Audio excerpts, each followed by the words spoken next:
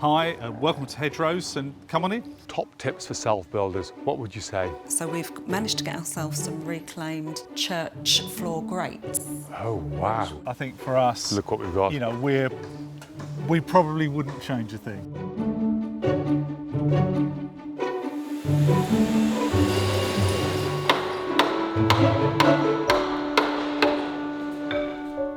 On this episode, we're going to meet Paul and Mandy, who have a plot set within 15 acres of woodland.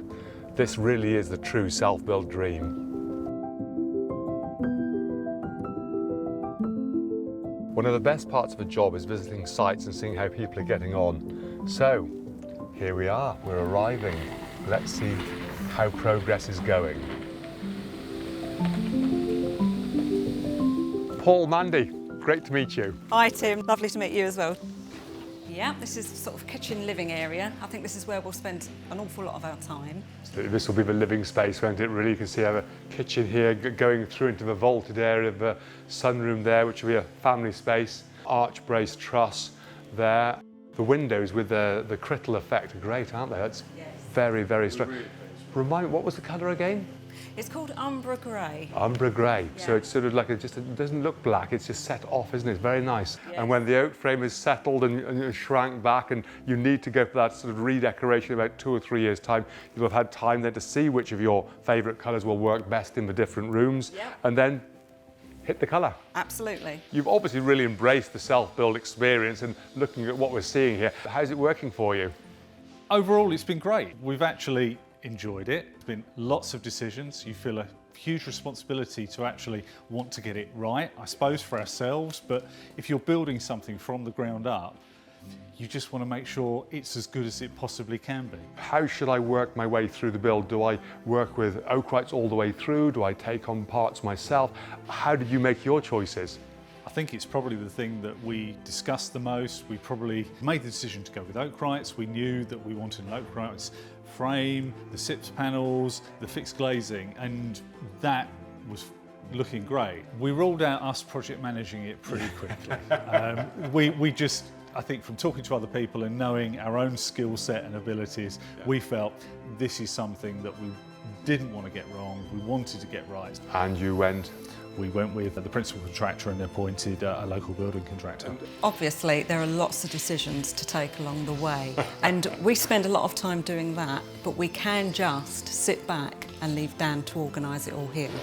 And I think that really cuts our workload down and makes it a lot easier for us because, you know, we haven't done this before, so we're completely new to it. We've seen material costs go up, particularly over the last few months. And that's obviously, you know, we've had to have an honest, straightforward conversation with the builders about that because there have been changes. And I think, like a lot of things, it's actually about working together, being reasonable on both sides and actually tackling the problem that's there.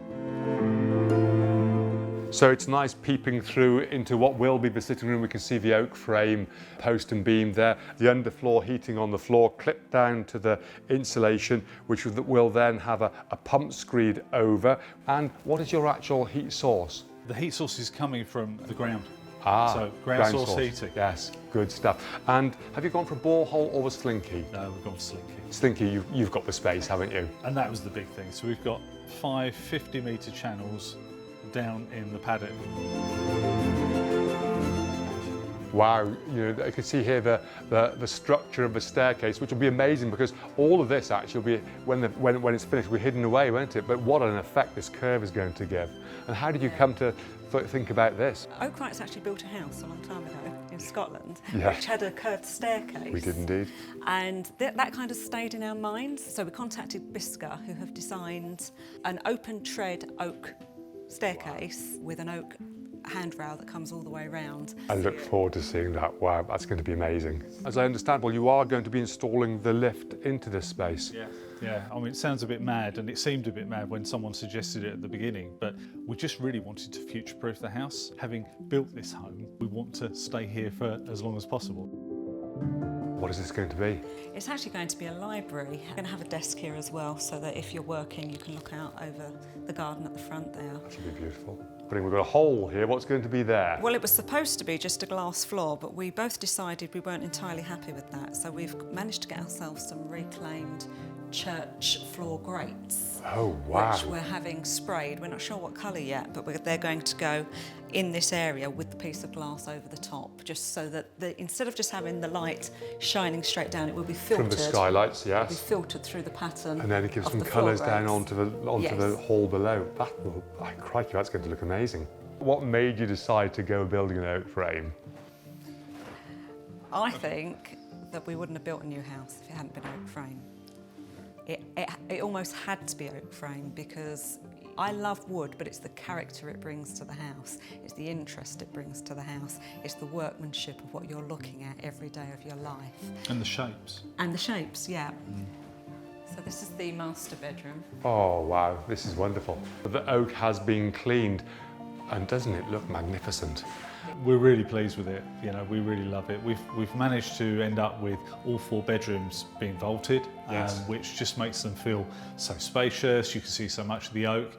I think we had a concern at the beginning because of the green belt and because of the height of the previous chalet that was here, and we had to be exactly the same and no bigger. We were a little bit worried about head height, but I mean, it's fantastic. I imagine the process of going from your first sketched ideas to arrive at this design, how did that work? It's funny because the guy that we bought the plot from, he'd designed a house that we knew was wrong.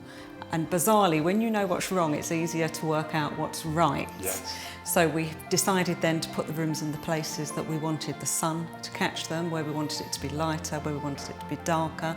But we still wanted quite a conventional house with a good flow.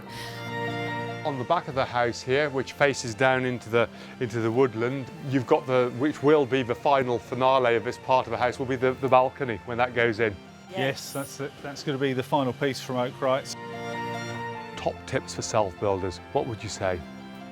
I think the top tips for us would probably be choosing the right people to work with in terms of the building contractors and the people that you're going to be working with, making sure that the team works really well together, because it's a long journey, it's a long process, and it's probably the biggest single thing that you'll ever do. What I would say is to go and look at lots of oak framed houses if you can.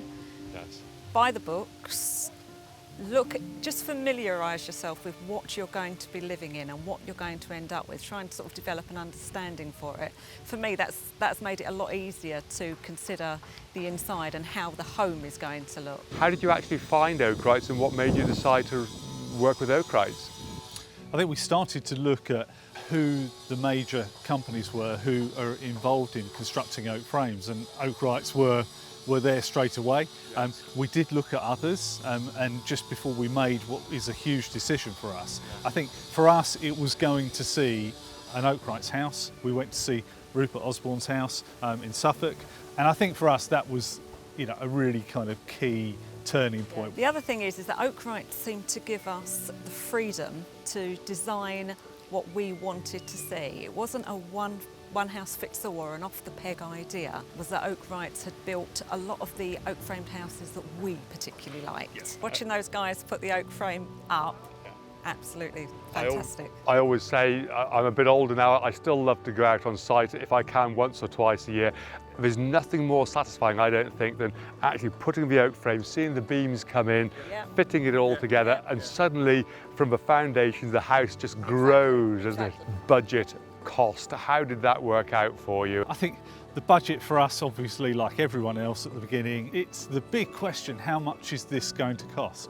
And I think probably the big thing that we've learned from this was, if you go for a rectangle, if you have a simple design, keep the roof shape simple, the walls and everything else, that really helps keep the cost down. If you go for an interesting design, a more intricate design, something that looks like it's evolved. Yep. And really, you know, we absolutely love it. It does cost because you've got more shapes, you've got more materials that are all being kind of used in there. So it does cost that little bit more. But I think for us, look what we've got. You know, we probably wouldn't change a thing.